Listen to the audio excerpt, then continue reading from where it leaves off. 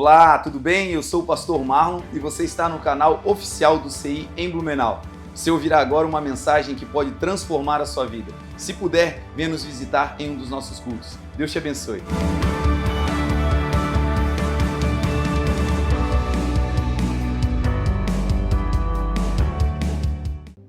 Mateus 8, nós vamos a partir do verso 1. Quando ele desceu do monte, grandes multidões o seguiram. Em outras traduções vai dizer, quando ele desceu da montanha, uma grande multidão de seguidores estava com ele. Um leproso, aproximando-se, adorou e de joelhos disse: Senhor, se quiseres, podes purificar-me. Jesus estendeu a mão e tocou nele e disse: quero, seja purificado. Imediatamente ele foi purificado da lepra. E em seguida Jesus lhe disse: olhe, não conte isso a ninguém, mas vá mostrar-se ao sacerdote e apresente a oferta que Moisés ordenou, para que sirva de testemunho. Amém? Oremos. Pai, muito obrigado pela oportunidade de estarmos na tua casa, de ouvirmos mais uma vez, Senhor, a tua palavra, de recebermos agora, Senhor, a tua instrução. Senhor, fala conosco, assim como um pastor que conduz as suas ovelhas para fora do aprisco. Nós queremos ser conduzidos agora, Senhor, para fora da zona limitante, para fora da zona de conforto, para fora, Senhor, dos lugares de comodidade. Que haja nessa noite, Senhor, um romper de entendimento, que haja, Senhor, nessa noite um derramar de capacidade intelectual, de revelação, de criatividade e, sobretudo, Senhor, que todos nós, ao sairmos daqui, saiamos mais íntimos do Teu Filho Jesus. Que todos nós nessa noite possamos crescer no conhecimento de quem Jesus é. Muito obrigado, Senhor, porque até aqui Tu tens nos ajudado. Que a Ti, Jesus, e somente a Ti nós possamos continuar dando toda a honra, toda a glória e todo o louvor, em nome de Jesus. Amém. Amém?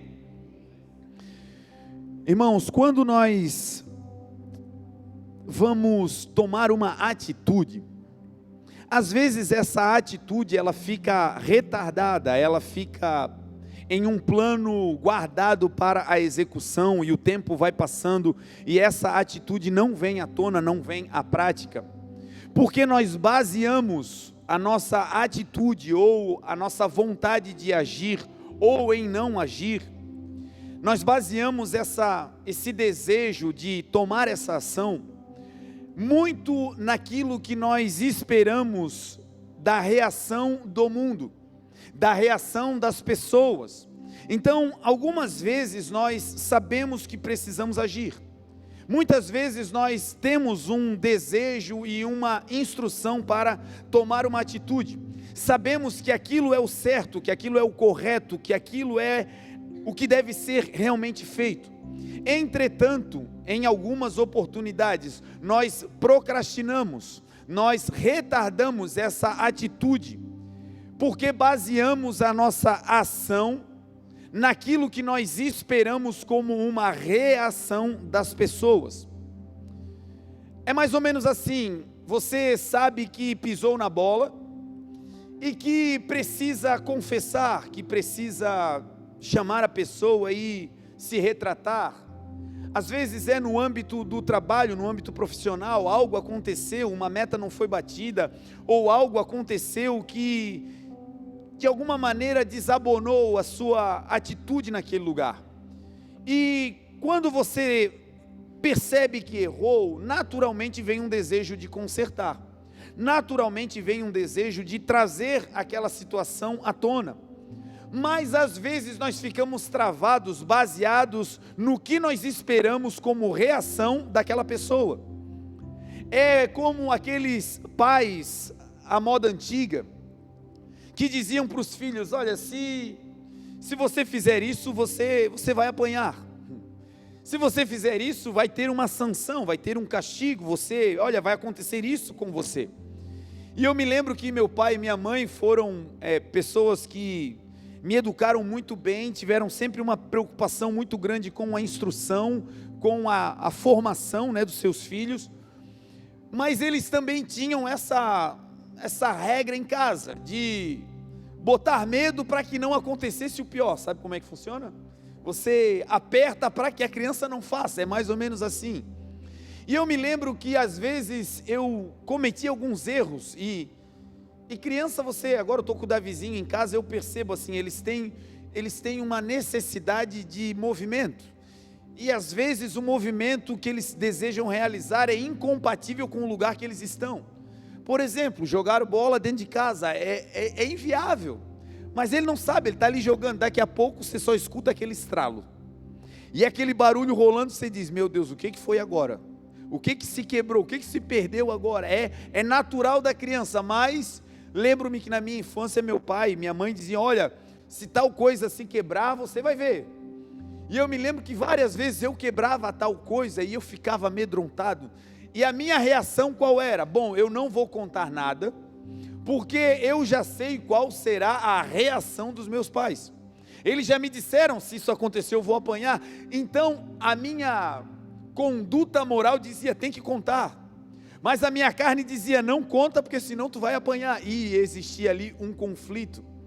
Estou falando no âmbito natural, infantil, mas em outras áreas também é assim. Quando às vezes pisamos na bola em um erro de relacionamento, quando às vezes fazemos algo que não deveria ser feito, falamos algo que não deveríamos ter dito, e aí precisamos consertar.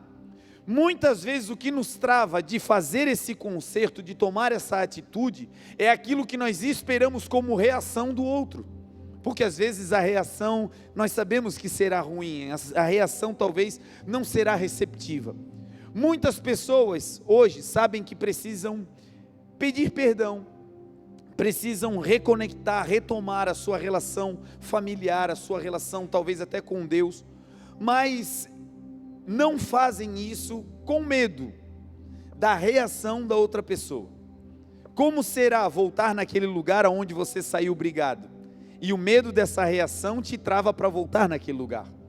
Como será pedir perdão para aquela pessoa que lá atrás te agrediu? E com medo da reação, às vezes a gente não faz o que nós sabemos que devemos fazer.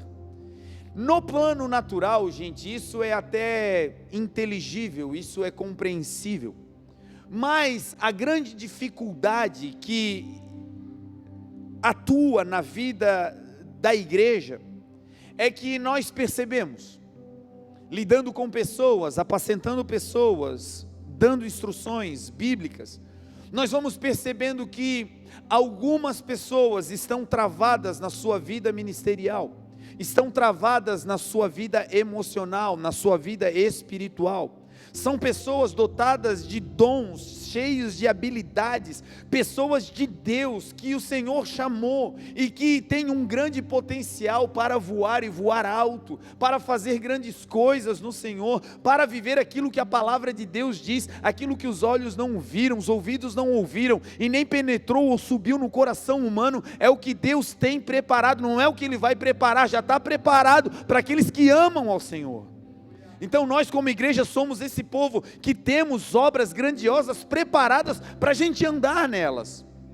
Todavia, muitas vezes, o que nos trava para viver esse grande de Deus, é que ao tomar uma atitude para consertar a vida, para viver o grande, ao tomar uma atitude para se alinhar com os propósitos de Deus, nós transferimos essa expectativa que é humana, o medo da reação dos homens, que geralmente é uma reação difícil, é uma reação ruim, nós transferimos essa expectativa para Deus, e não vivemos o grande de Deus, porque esperamos que Deus reaja como os homens reagem, diante das nossas mazelas e diante dos nossos fracassos.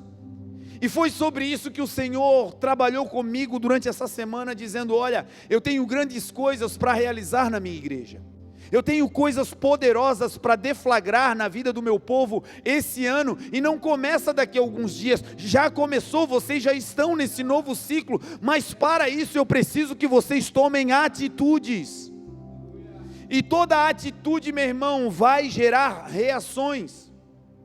Quando você decidiu aceitar ao Senhor Jesus, quem sabe, você percebeu que as reações na sua casa, no seu lar, no trabalho, na reação humana, algumas pessoas se fecharam, alguns relacionamentos você perdeu, quem sabe pessoas da sua família até se opuseram à sua decisão de andar com Cristo.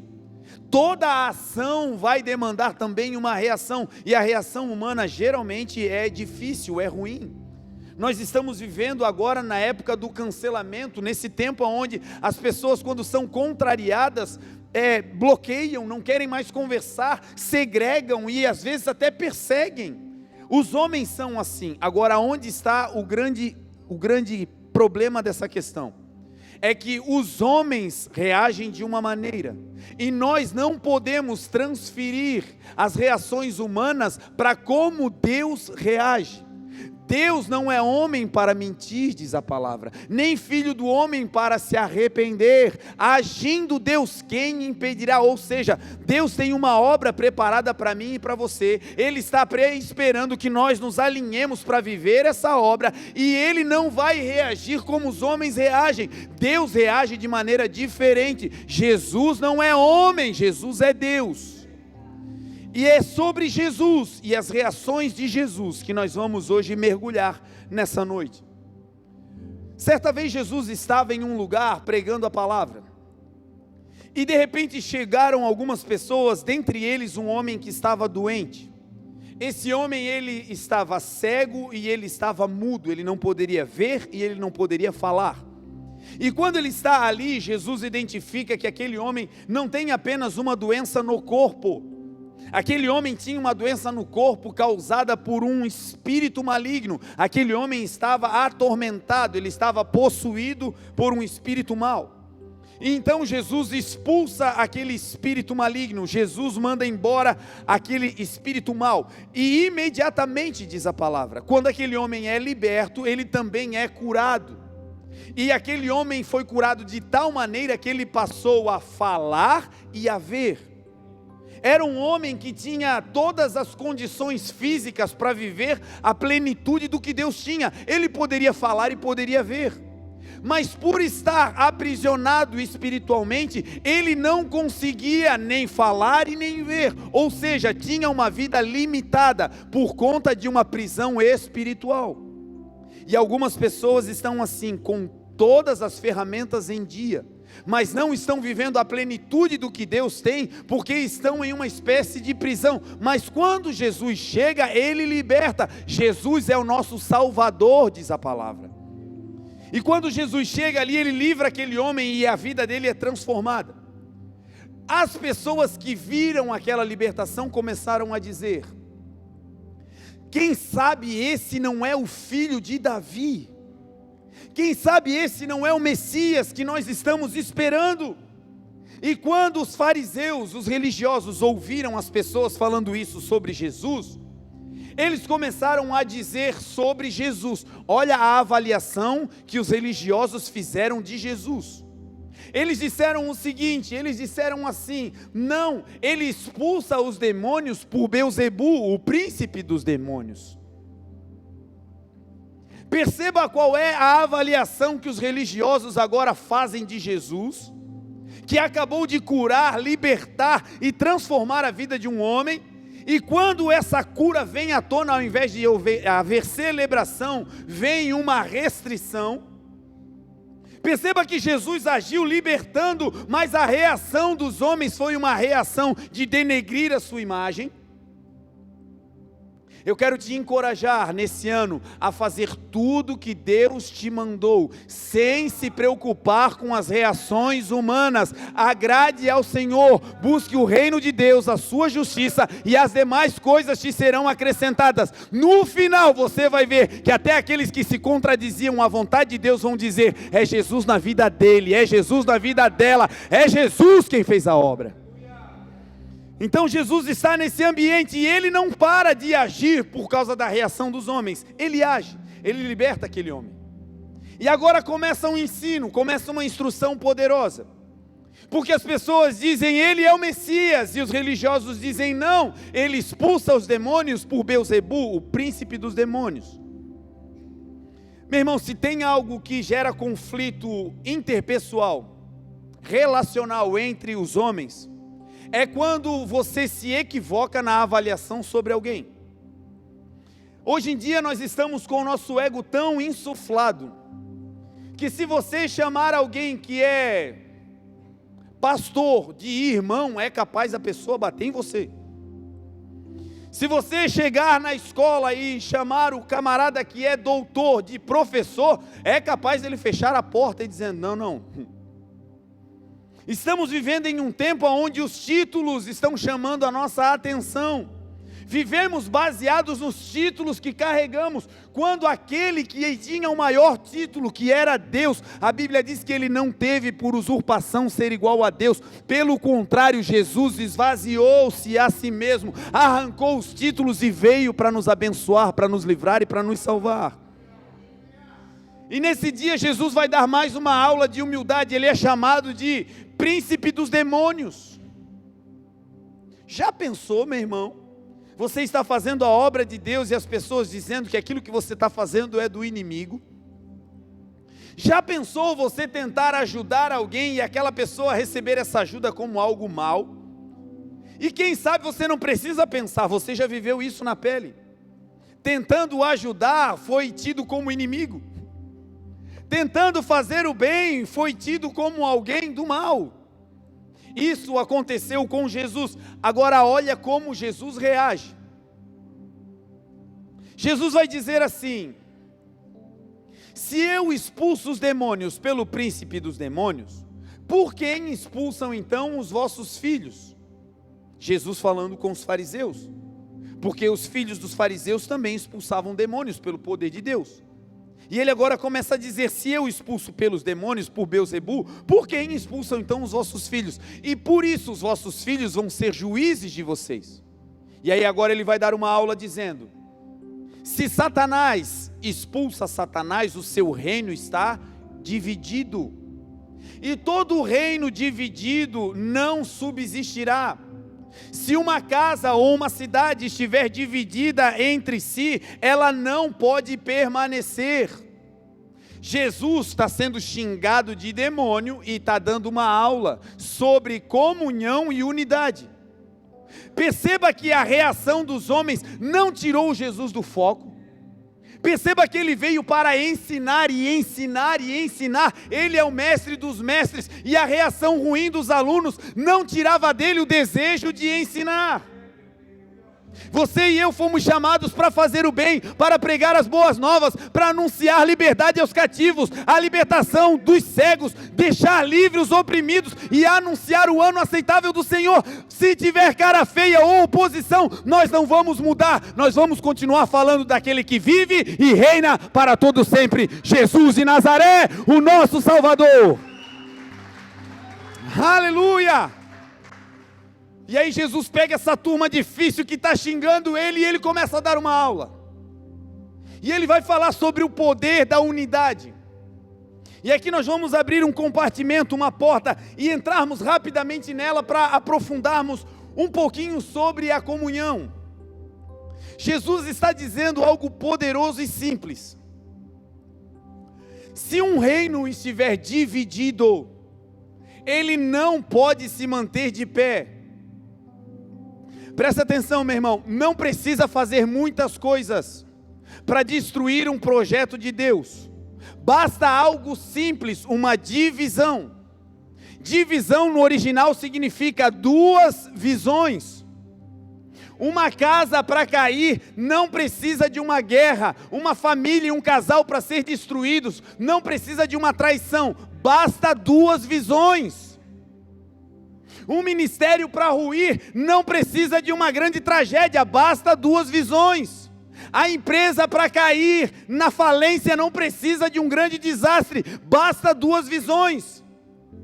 Agora, para ficar de pé também não precisa de algo extraordinário. Basta só uma coisa: crer na visão que Deus deu e a casa vai ficar de pé. Foi o que Jesus disse: aquele que escuta as minhas palavras e pratica é como um homem prudente que edificou a sua casa sobre a rocha. Transbordaram os rios, vieram os ventos, vieram a chuva, bateram contra a casa, mas a casa não caiu. Ou seja, porque a casa estava em unidade, tinha uma visão. A casa estava na rocha, e a rocha é a palavra de Deus. Saiamos desse lugar agora e voltemos para o ensino de Jesus. Ele vai dizer: reino dividido não subsiste. Ele começa a dar uma aula sobre unidade e o poder da unidade. E ele vai além, e agora ele vai surpreender a todos. Ele vai reagir de maneira, gente, espetacular. Pegar alguém que está sendo xingado de demônio e a pessoa se fingir de doido e continuar ensinando, já é algo extraordinário, não é? Perceba que Jesus não repreendeu eles, não falou nada, nem tocou no assunto. Jesus disse: eles não estão entendendo, eu vou ensinar. E aí ele segue ensinando, fala sobre os principados, fala sobre as potestades, fala sobre a unidade. E depois disso ele vai dizer o seguinte: toda a palavra que for dita contra o Espírito Santo, toda a blasfêmia feita contra o Espírito Santo não terá perdão. Mas toda a palavra, toda a blasfêmia, tudo que for dito contrário ou em verdades contra o Filho do Homem será perdoado. Olha a reação de Jesus, que está sendo xingado de demônio, ensina eles como ter a sua vida em pé, e agora vai dizer o seguinte: podem falar o que quiser de mim, eu perdoo vocês. Uau! Que Jesus é esse? Um Jesus que não leva em consideração o dia que a gente estava nervosinho e falou: eu não quero mais você. Um Jesus que não ficou magoadinho e fechou a porta do reino quando a gente tropeçou e caiu. Um Jesus que não nos abandonou e não fechou a porta quando a gente errou. Ele diz: eu te perdoo. Apaixonante esse Jesus, que olha para a nossa mazela, olha para o nosso fracasso e diz: eu te perdoo. Olha para as nossas dores, olha para nossas aflições e não nos rejeita, mas abre a porta e diz: venha como você está. Uma aula. Jesus sendo oprimido, achincalhado, e reage com amor dizendo: eu perdoo vocês. E é por isso que lá na frente, quando Pedro chegou achando que estava bem na foto, Pedro disse: Senhor, quantas vezes a gente deve perdoar? Até 7 vezes. E Jesus olha para ele e diz: não, Pedro, mas até 70 vezes 7.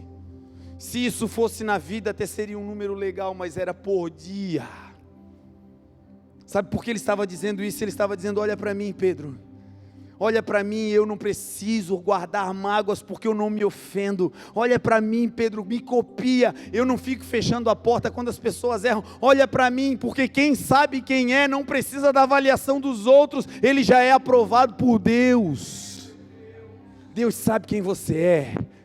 O profeta bem declarou dizendo: eu bem sei os pensamentos que tenho ao vosso respeito. São pensamentos, dá uma olhadinha para cá e agora pensa nisso, no seguinte: está todo mundo falando mal de Jesus, e Jesus para e diz: eu sei o que o Pai pensa ao meu respeito, e isso basta. A acidez do mundo não vai tirar a minha paz, o mundo corrompido não vai me corromper. Eu vim para salvar e dar vida abundante, e eu vou liberar essa vida até morrer vazio.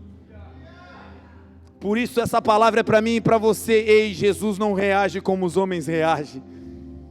Quando a gente erra, ele não fecha a porta, pelo contrário, ele abre e diz: vem para mim, vem para mais perto, eu tenho perdão para liberar sobre você, eu tenho vida abundante para te dar, eu tenho portas para abrir, vem, eu não levo o tempo da ignorância em consideração, é o que diz a palavra.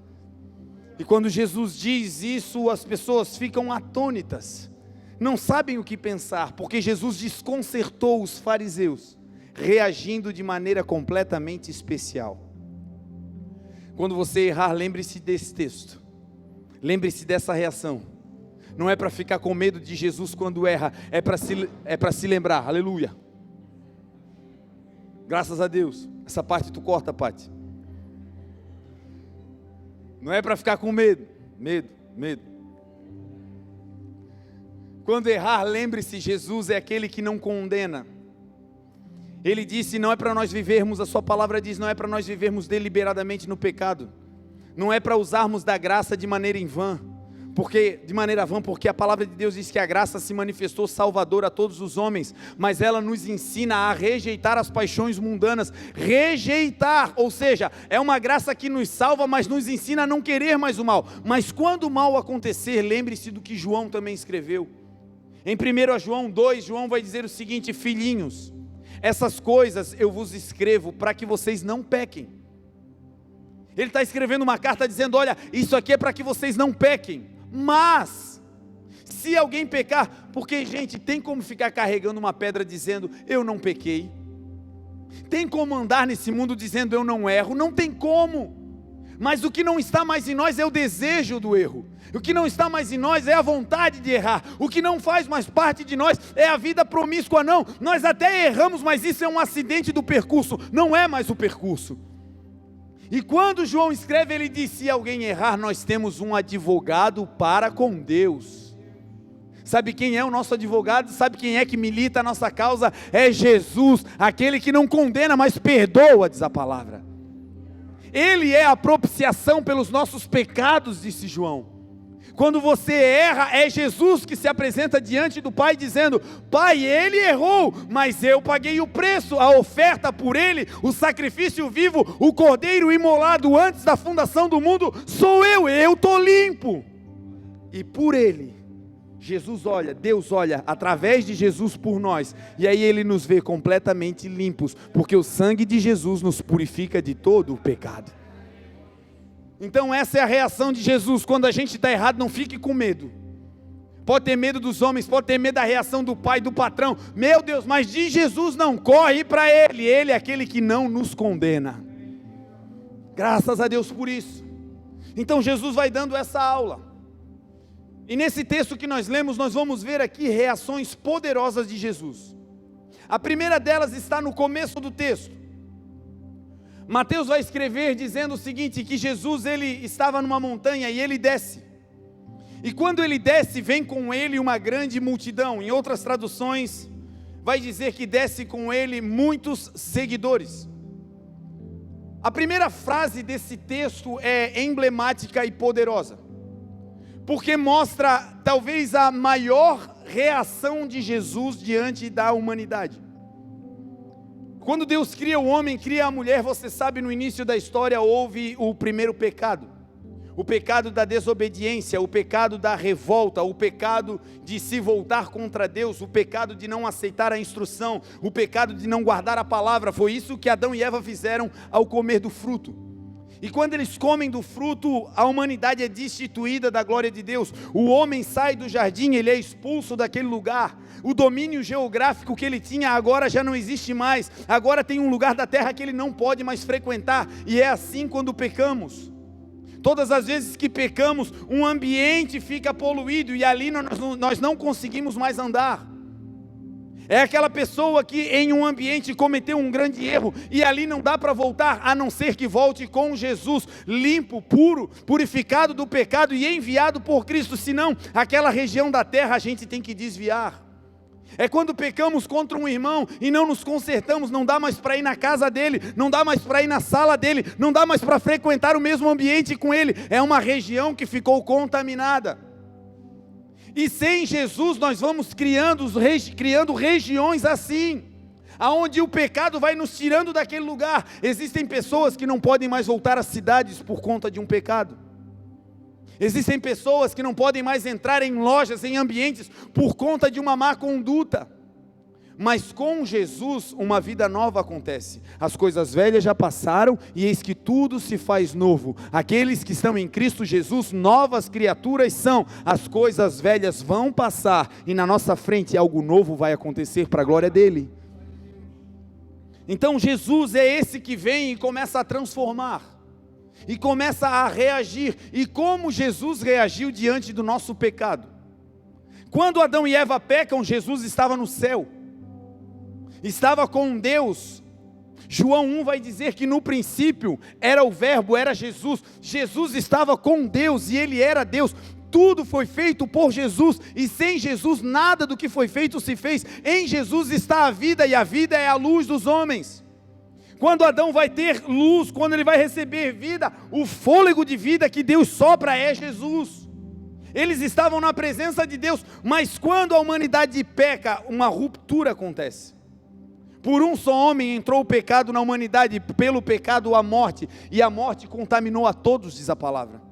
Jesus estava no céu, e diante desse pecado contra o Pai dele, contra Deus, sabe qual foi a reação de Jesus? Esse texto vai explicar.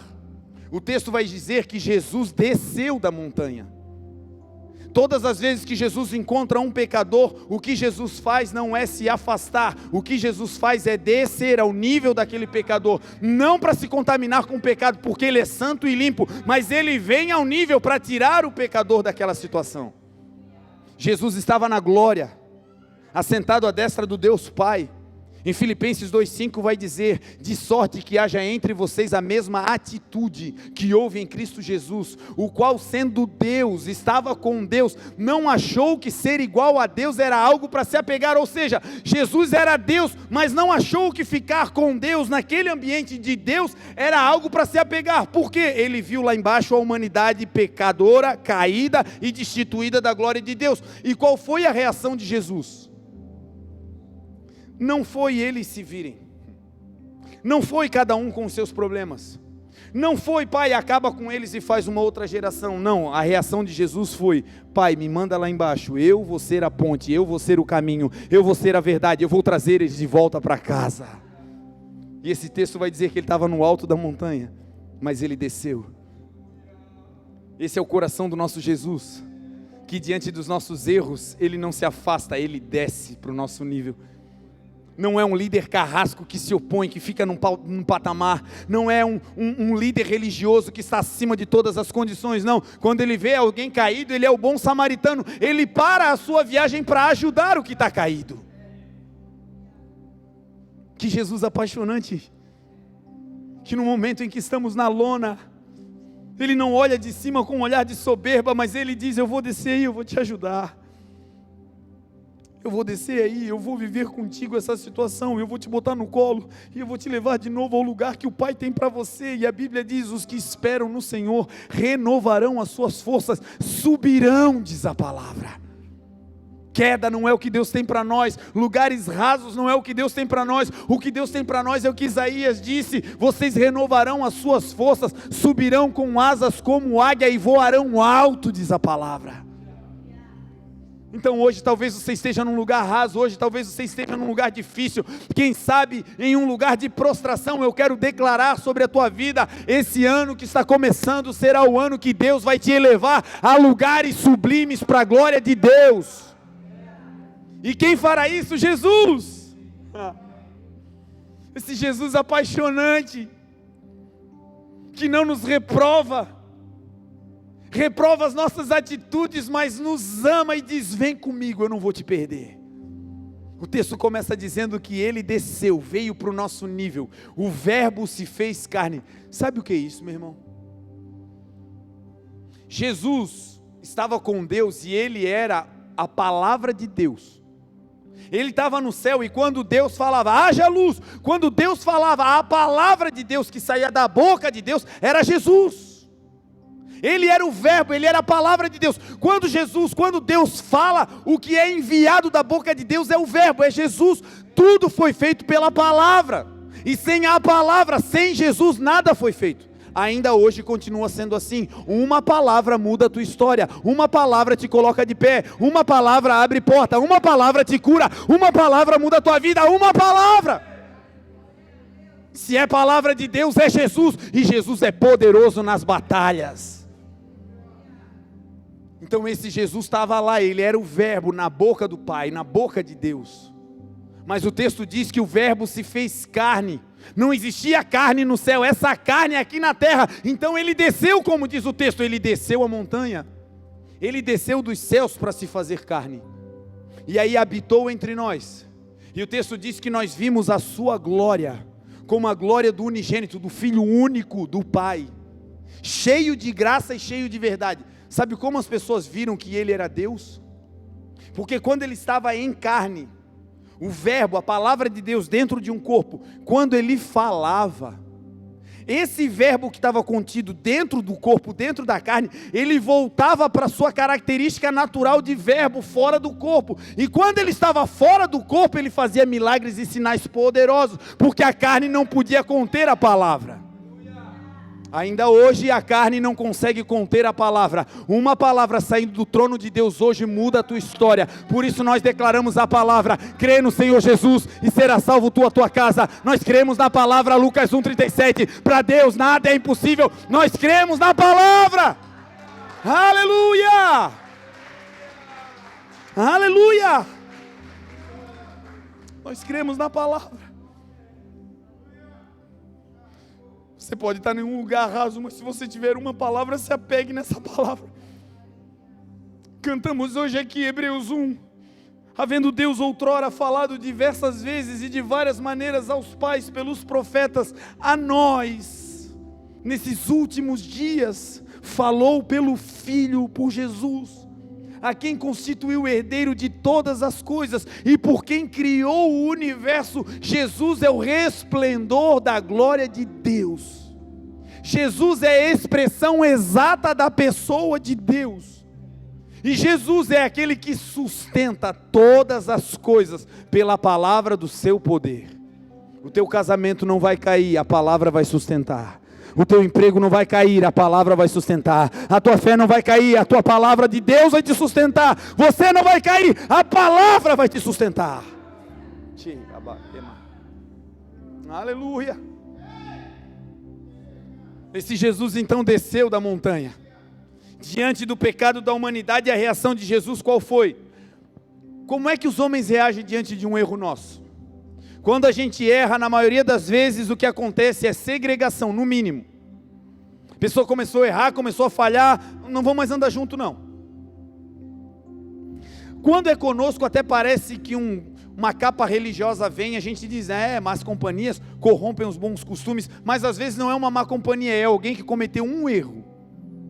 E por um erro, por um tropeço, está sendo execrada publicamente e abandonado. E os homens reagem assim. Agora olha Jesus, que viu a humanidade pecando anos e anos e anos e anos, e olhou e disse: eu não vou me afastar, eu vou me juntar a vocês, porque o pecado de vocês não vai me contaminar, mas a minha santidade vai limpar vocês. O que Jesus disse sobre nós: vocês são luz do mundo e sal da terra. Ei, luz é no meio das trevas. Ei, sal é onde não tem nada para dar gosto. É nesses lugares que a gente vai fazer a diferença. É nesse ambiente, meu irmão, nós vamos sim, e a luz vai resplandecer, porque as trevas não podem vencer a luz, diz a palavra. Então Jesus desce, e o texto vai dizer que ele desce com muitos seguidores. Nós vivemos em um tempo onde ministrar essa palavra fica fácil, porque o mundo hoje gira em torno de seguidores. Hoje nós representamos relevância pelo nível de seguidores que temos. Você é relevante na política se a igreja que você congrega tem muita gente. É assim, gente, nós vamos em reuniões que as pessoas perguntam: quantos membros tem a sua igreja? Eles não querem saber a situação daquele irmão que está precisando de comida, daquele outro irmão que está doente, ou daquela família que foi restaurada, não. Eles olham o número, quantos membros? Traduzindo é: quantos seguidores você tem? Você no seu meio social também é assim. Quanto mais seguidores você tem, mais relevante você é. O mundo hoje está vivendo assim. Agora, o que estamos vivendo hoje é o que diz a palavra: tudo o que é, um dia já foi. Não há nada de novo debaixo dos céus. Ou seja, na época de Jesus, ter seguidores também era relevante. E o texto vai dizer que Jesus desce da montanha com muitos seguidores. A palavra é recheada dizendo que Jesus andava e multidões o seguiam. Jesus era um cara que a sua rede social bombava na sua época.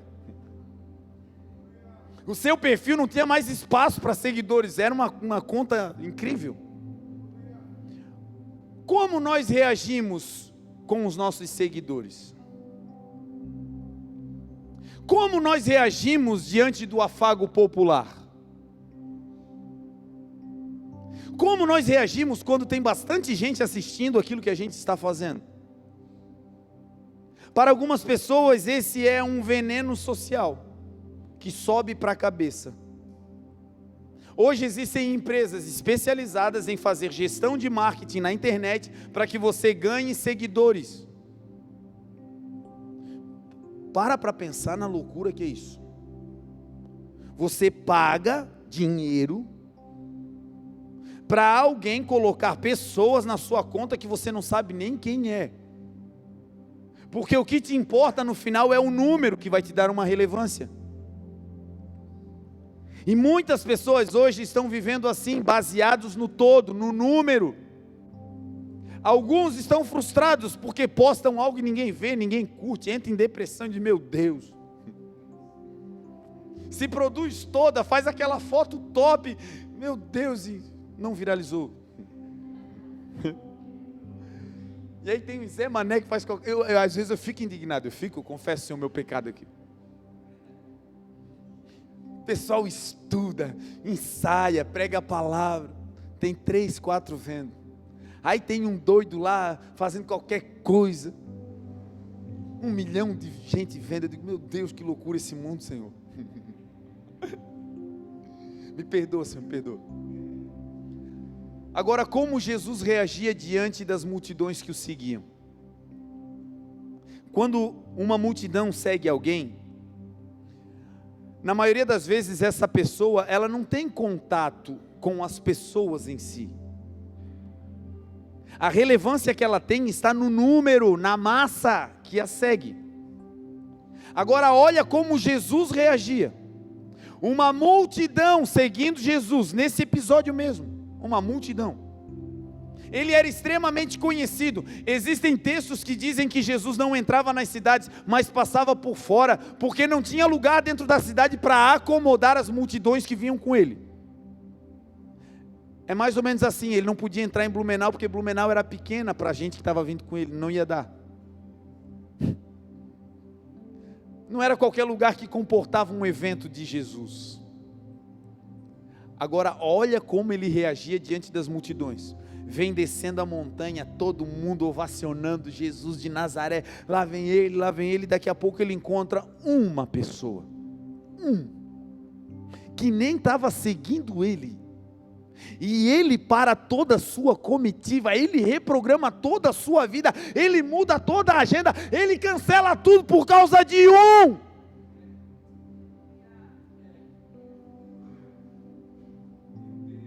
Para Jesus era relevante,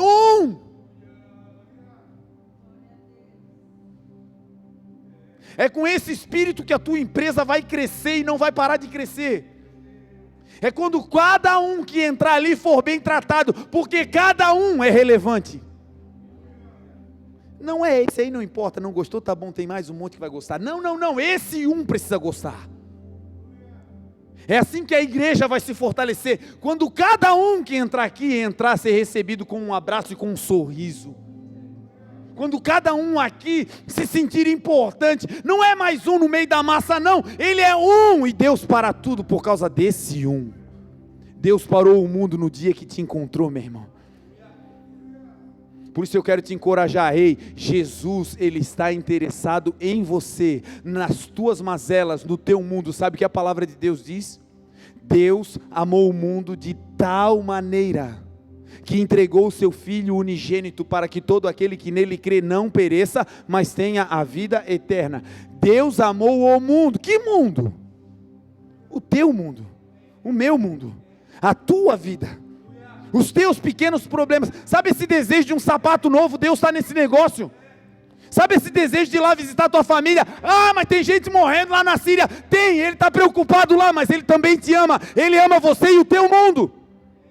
Nunca mais caia na besteira de não orar dizendo não, Deus está ocupado com outras coisas. Não, Ele para tudo por causa de você. Ele ama um. Certa vez Jesus vem vindo, e com ele uma multidão, diz a palavra, e ele vai se aproximando perto da cidade de Naim, E a multidão que vem com Jesus vem festejando, celebrando. Jesus vinha fazendo milagres pelo caminho.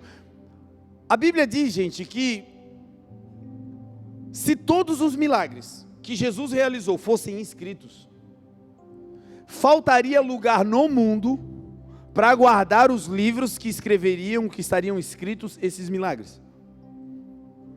Parou para pensar.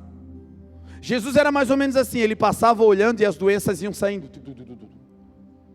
Jesus era assim, ele ia passando e o mover em volta dele, uma irradiação de poder, ia curando gente à distância. Tem textos que dizem que as pessoas tentavam se jogar em cima dele, e dele saía poder que curava todos. Não era um ou outro, era todo mundo, e ele andava no meio de multidões. Sabe o que é isso? Milhares e milhares de pessoas sendo curadas instantaneamente, todo dia. Não ia ter lugar no mundo para guardar os livros, se todos os milagres fossem escritos. Mas os que foram escritos, diz a palavra, é para nós crermos. E esse milagre agora é para a gente crer como Jesus reage diante de uma multidão. Ele vem curando, sinais, maravilhas, prodígios. A multidão vem doida atrás de Jesus. Os seguidores vêm atrás, dando like, um atrás do outro, compartilhando. Meu Deus, estava bombando. Aí ele chega perto da cidade de Naim, diz a palavra. Quando ele chega perto dessa cidade, está vindo uma outra multidão. Uma multidão que agora sai de dentro da cidade triste. Era um cortejo fúnebre. Era uma mãe que tinha perdido o seu marido, ela já era viúva e agora estava perdendo o seu único filho. O filho estava morto, estava no caixão e eles estavam levando o menino para enterrar. E Jesus, quando está entrando na cidade, olha só, uma multidão com ele. E Jesus entrando na cidade, sabe o que ele faz quando vê aquela mãe chorando? Ele para. Ele tinha uma agenda para cumprir, ele tinha um projeto, ele tinha muita gente seguindo ele, mas ele se importa com ele se importa com uma, ele parou. E o texto diz que quando ele para, ele olha para aquele cortejo fúnebre, e o texto vai dizer que ele toca no caixão. Ele não toca no menino, ele não toca na mãe, ele não toca em quem está carregando o caixão, ele toca no caixão. E quando ele toca, os homens param. O caixão significa aquilo que estava levando o menino, transportando o menino para a cova. Cova significa lugar onde não tem mais vida, não tem mais chance de ver a luz. Cova é final de história. E Jesus, quando para, ele não apenas para, mas ele para e toca, para fazer com que o processo que leva alguém para a cova também pare. Não importa o que for, que talvez esteja roubando a tua alegria, a tua vida, te levando para um lugar de cova. Deus hoje está dizendo, o meu filho para tudo para parar o que te leva para a morte. Ei, Ele se importa com você, Ele se importa com você. Jesus hoje está dizendo, eu não reajo como os homens, eu não reajo como teu pastor, eu não reajo como as pessoas do teu trabalho, eu reajo como Deus, eu te amo e eu paro tudo para te ajudar. Por isso, quando alguém se esquecer de você, lembre-se, ainda que uma mãe se esqueça de um filho que amamenta, diz a palavra, o Senhor Jesus, o teu Deus, jamais se esquecerá de ti. Os homens podem se esquecer, as pessoas podem não se lembrar. Final de ano é um momento que as pessoas, muitas ficam depressivas, porque ficam esperando uma ligação, ficam esperando um reconhecimento, e o reconhecimento não vem, se entristecem e dizem, quer saber, esse ano vou ser diferente, vou parar de ser bobo, não vou mais cuidar de ninguém. E Deus hoje está dizendo, ei, continua fazendo, eu que te chamei para fazer, porque quem cuida de você sou eu. E Jesus toca no esquife e o esquife para. E quando o esquife para, agora ele vai falar com o menino. E ele vai dizer para o menino, menino, te levanta. Esse menino não estava dormindo, ele estava morto. E talvez você saiba, tem projetos na tua vida que estão mortos. Mas Jesus reage a esses projetos mortos, não deixando ir para a cova, mas dizendo, ainda que esteja morto, diz a palavra, em mim viverá. Foi o que Jesus disse para Marta, foi o que Jesus disse para Maria. Ele disse, aquele que crê em mim, ainda que morra, viverá. E aquele que vive e crê em mim, não morrerá eternamente. Eu sou a ressurreição e a vida. Tudo isso é Jesus. Tudo isso é o nosso Salvador. Tudo isso é esse Jesus que está dizendo, me conheçam. Gastem esse ano para me conhecer. Aprendam de mim que sou manso e humilde de coração, e eu vou revolucionar a vida de vocês. Pela fé hoje eu vejo o Senhor nos dando asas. Pela fé eu vejo hoje o Senhor soprando o seu bom vento e nos levando a um lugar mais alto. Pela fé eu vejo o Senhor tirando as nuvens de trevas e colocando um sol da justiça brilhando sobre nós. E esse sol é Jesus. Aleluia.